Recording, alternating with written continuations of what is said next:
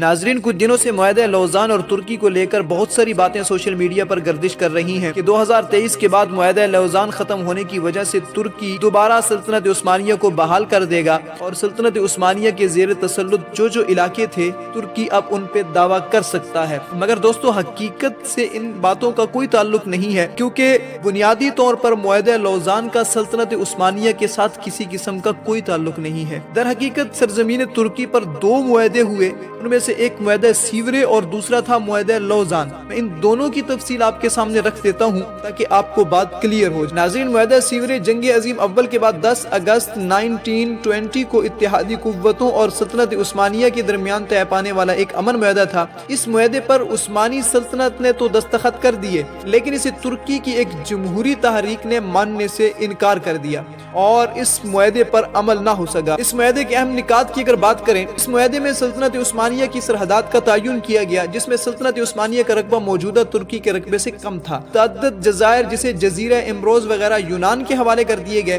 ترکی عسکری طور پہ اٹلی، فرانس اور برطانیہ کے زیر قبضہ آ گیا۔ سلطنت عثمانیہ کی سابقہ ولایت عراق اور مصر برطانیہ کے قبضے میں چلے گئے، شام، تیونس اور الجزائر فرانس کے قبضے میں چلے گئے، جبکہ لیبیا اٹلی کے قبضے میں۔ آبنائے باسفورس کے لیے ایک طاقتور کمیشن بنایا گیا جس میں تمام اختیارات مغربی طاقتوں کے ہاتھوں میں دے دیے گئے۔ ترکی کے تمام مالی وسائل 3 مغربی ملک یعنی برطانیہ، فرانس اور اٹلی کے قبضے میں چلے گئے۔ ترکی کا بجٹ بھی انہی طاقتوں کی طرف سے بنائے گئے مالیاتی کمیشن کی منظوری سے عمل میں آنا تھا۔ تمام ٹیکسز کا نفاذ بھی اسی سامراجی مالیاتی کمیشن کی منظوری سے ہی ہوگا۔ اس معاہدے کے مطابق عثمانی سلطان 700 سے زیادہ محافظ نہیں رکھ سکتے تھے اور ملک کی مجموعی عسکری طاقت یعنی فوجی طاقت کی تعداد 50,000 نفوس سے زیادہ نہیں ہوگی۔ اس معاہدے کے مطابق ان اہلکاروں کو صرف بندوقیں اور بعض کو مشین گنیں دی جائیں گی اور اس کے علاوہ ترکی کوئی اسلحہ نہیں رکھ سکتا، اور ترکی کی بحریہ کو صرف 6 تار پیڈ کشتیاں اور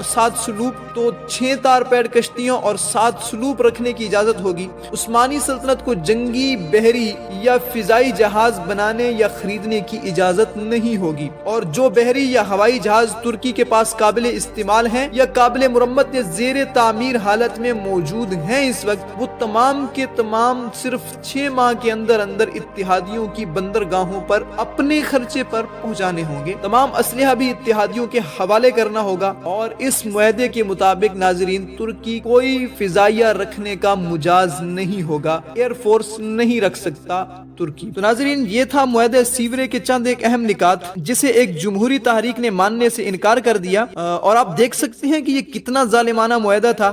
یعنی ترک کو معاشی اور دفاعی اعتبار سے بالکل جکڑ کے رکھ دیا گیا۔ اس معاہدے کے ذریعے اس میں کوئی شک نہیں ہے کہ یہ معاہدہ خلافت عثمانیہ کی ایک بدترین شکست تھی، مگر آپ کو اہل ترک کی ہمت کی داد دینی پڑے گی، کیونکہ انہوں نے ان مشکل ترین حالات کے باوجود غلامی قبول کرنے سے انکار کر دیا اور جنگی آزادی کا اعلان کر دیا، اور پھر یہ جنگ جیت کر بھی دکھائی، جس کے نتیجے میں معاہدہ لوزان کا قیام عمل میں آیا۔ اب آئیے ذرا ایک نظر ڈالتے ہیں معاہدہ لوزان پر۔ ناظرین، یہ انقرہ میں ترکی کی قومی اسمبلی نے معاہدہ سیورے کو مسترد کرتے ہوئے مغربی اناطولیہ میں یونانی افواج کی بڑھتی ہوئی پیش قدمی کو روکا، اور مارچ 1921 میں مصطفیٰ کمال کے حامیوں نے سوویت روس کے بلشویک حکومت سے دوستی کا معاہدہ کر لیا، جس کے نتیجے میں کمال کی افواج نے ستمبر 1922 تک یونان کو شکست دے کر اس کی افواج کو اناطولیہ سے نکال باہر کیا۔ اس زبردست فتح کے بعد جنگ عظیم اول کے اتحادی مذاکرات کی میز پر آنے پر مجبور ہو گئے، اور مصطفیٰ کمال پاشا کی زیر قیادت ترک افواج کی جانب سے یونانی افواج کو اناطولیہ سے باہر کرنے کے بعد نئی ترک جمہوریہ نے معاہدہ سیورے کو مسترد کر دیا۔ 20 اکتوبر 1922 کو امن کانفرنس کا دوبارہ آغاز ہوا، اور طویل بحث و مباحثے کے بعد کانفرنس ایک مرتبہ پھر 4 فروری 1923 کو ترکی کی مخالفت کے باعث متاثر ہوئی۔ 23 اپریل کو دوبارہ آغاز ہوا، اور مصطفیٰ کمال کی حکومت کے شدید احتجاج کے بعد 24 جولائی 1923 کو 8 ماہ کے طویل مذاکرات کے نتیجے میں معاہدے پر دستخط ہوئے۔ ناظرین، اس معاہدے کو ترکی کی عظیم فتح سمجھا جاتا جاتا ہے اور اس معاہدے کو معاہدہ لوزان کہتے ہیں۔ معاہدہ لوزان 24 جولائی 1923 کو سوئٹزرلینڈ کے شہر لوزان میں جنگ عظیم اول کے اتحادیوں اور ترکی کے درمیان طے پایا۔ معاہدے کے تحت یونان، بلغاریہ اور ترکی کی سرحدیں متعین کی گئیں۔ قبرص، عراق اور شام پر ترکی کا دعویٰ ختم کر کے ان دونوں ممالک یعنی عراق اور شام کی سرحدوں کا تعین کر دیا گیا۔ اس معاہدے کے تحت جمہوریہ ترکی کو عالمی سطح پر تسلیم کر لیا گیا۔ اب آئیے ناظرین ایک نظر ڈالتے ہیں معاہدہ لوزان کے چند اہم نکات پر۔ یہ معاہدہ سیورے کے مقابلے میں مختصر تھا۔ اس میں صرف 143 دفعات شامل ہیں جبکہ معاہدہ سیورے میں 443 دفعات شامل تھی۔ معاہدہ لوزان میں کوئی عسکری دفعہ شامل نہیں تھی۔ معاہدے کے اقتصادی سیکشن میں تمام دفعات ایک دوسرے کے شہریوں کے انفرادی مفادات، جائیدادوں اور حقوق کے متعلق تھی، جبکہ معاہدے کی کوئی دفعہ ترکی کے اندرونی تجارت یعنی معدنی وسائل اور بین الاقوامی تجارت کے متعلق نہیں تھی۔ معاہدہ لوزان میں ترکی کے اقتدار اعلیٰ کو تسلیم کر لیا گیا۔ اسی طرح ترکی نے سابقہ سلطنت عثمانیہ سے آزاد ہونے والے ممالک کی آزادی بھی تسلیم کر لی۔ ترک آبنائے باسفورس کو تمام ملکوں کی تجارت اور فوجی جہازوں کے لیے آزاد قرار دے دیا گیا، مگر یہ شک 1936 میں مونٹریکس کنونشن کے بعد ختم ہو گئی۔ اس کنونشن میں ترکی آبنائے مکمل طور پر ترکی کے عسکری اختیار میں آ چکی ہیں۔ اس طرح ناظرین باقی دفعات کا تعلق ایک دوسرے کے جغرافیائی سالمیت کے احترام، کمپنیوں کی تجارتی حقوق، سلطنت عثمانیہ کے واجب الادا قرضوں کی ادائیگی اور نئے آزاد ہونے والے ممالک اس ادائیگی میں حصے، جرمنی، روس اور آسٹریلیا کے ساتھ برابری پہ مبنی تعلقات کے متعلق تھی۔ تو ناظرین یہ تھی چند ایک معاہدہ لوزان کے چند ایک اہم نکات۔ بعض دانشوروں نے ان دونوں معاہدوں پر تبصرہ کرتے ہوئے کہا ہے کہ پہلا معاہدہ سیورے سلطنت عثمانیہ اور مغربی اتحادی طاقتوں کے مابین ہوا تھا، جبکہ معاہدہ لوزان اتا ترک کے جمہوریہ ترکی اور مغربی طاقتوں کے مابین ہوا، یعنی کہ یہ ایک بالکل نیا معاہدہ تھا۔ اس کا سابقہ معاہدہ سیورے سے کوئی تعلق نہیں تھا۔ ماہرین کے نزدیک معاہدہ لوزان کی میعاد 100 سال ہرگز نہیں ہے، بلکہ یہ ایک غیر میعادی عمومی معاہدہ ہے۔ ماہرین کا یہ بھی کہنا ہے اس معاہدہ میں ترکی پہ معدنیات نکالنے کی کبھی کوئی پابندی نہیں لگائی گئی، اور جبکہ ترکی اپنے پیٹرولیم کی ضروریات کا 10% حصہ 10% اپنے ملک سے حاصل کر رہا ہے۔ اور بابائے ترک مصطفیٰ کمال اتا ترک نے جس معاہدہ لوزان پہ دستخط کیے وہ ایک متوازن حیثیت اور فاتحانہ انداز میں کیا گیا معاہدہ تھا، جبکہ سلطنت عثمانیہ کی طرف سے دستخط کیا گیا معاہدہ سیورے در حقیقت ایک فوجی اور سیاسی شکست کی دستاویز تھی، جسے اتا ترک نے میدان کارزار میں یونان، فرانس، برطانیہ، روس اور اطالیہ کی افواج کو شکست دینے کے بعد مسترد کر دیا، اور اس کے نتیجے میں ایک نیا متوازن معاہدہ لوزان وجود میں آیا۔ ناظرین ہم نے ان دونوں معاہدوں کو انتہائی اختصار کے ساتھ آپ کے سامنے رکھا۔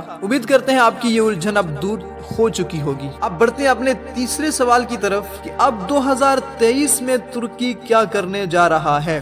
2023 میں ترکی کا ویژن کیا ہے؟ کیا ترکی دوبارہ خلافت کو بحال کرنے جا رہا ہے؟ کیا وہ امت مسلمہ کو لیڈ کرنا چاہتا ہے؟ تو ناظرین دیکھیے ان سوالوں کے جواب میں فی الحال کچھ بھی کہنا یہ قبل از وقت ہوگا، لیکن اگر دیکھا جائے تو جس طرح طیب اردگان صاحب نے اسلام کے لیے آواز اٹھائی ہے اور اٹھا رہے ہیں، اور فلسطین کے معاملے میں اپنا مثبت کردار ادا کر رہے ہیں، اور اسی طرح ایک تحریک کی صورت میں تاریخی ڈرامہ سیریل جیسے کہ ارطغرل، کورلوش عثمان اور اسی طرح کے اور بہت سارے، ان سب چیزوں کو اگر دیکھا جائے تو ایسا لگتا ہے کہ ترک اپنی کھوئی ہوئی عظمت کو پھر سے حاصل کرنے کا خواب دیکھ رہے ہیں۔ دیکھیں ناظرین یہ ایک تاریخی حقیقت ہے کہ ترک دنیا کی وہ واحد مسلمان قوم ہے جس پر کوئی غیر آج تک حکمرانی نہیں کر سکا۔ ترکوں نے سخت ترین پابندیوں کے باوجود غیر کے آگے ہاتھ کبھی نہیں پھیلایا اور اپنے کم وسائل میں ترقی کا سفر ہمیشہ جاری رکھا، جس کا نتیجہ یہ ہے کہ چند سالوں میں ترکی کی ترقی خود بول رہی ہے۔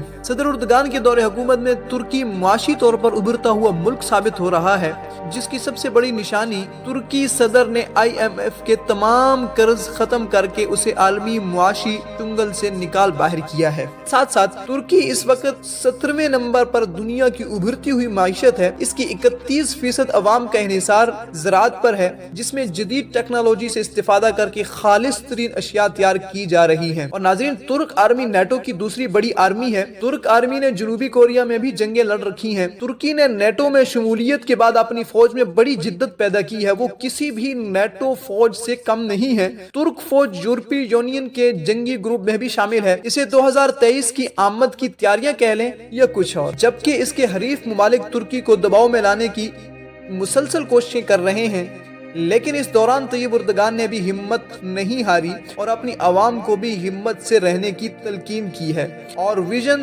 2023 کا اعلان کر دیا ہے، جس میں انہوں نے کہا کہ 2023 میں 7.5 کروڑ سیاحوں کی میزبانی کا پلان رکھتے ہیں ہم۔ اس کے علاوہ طیب اردگان کا خواب یہ ہے کہ 2023 میں جب اعلان جمہوریہ کے 100 سال مکمل ہوں تو ترکی دنیا کی مضبوط ترین 10 عالمی طاقتوں میں سے ایک طاقت بن چکا ہو۔ یہ ہونا ناممکن نہیں ہے کیونکہ ایک کے بعد دوسرا کامیاب ہونے والا منصوبہ اسی خواب کی تعبیر پیش کر رہا ہے۔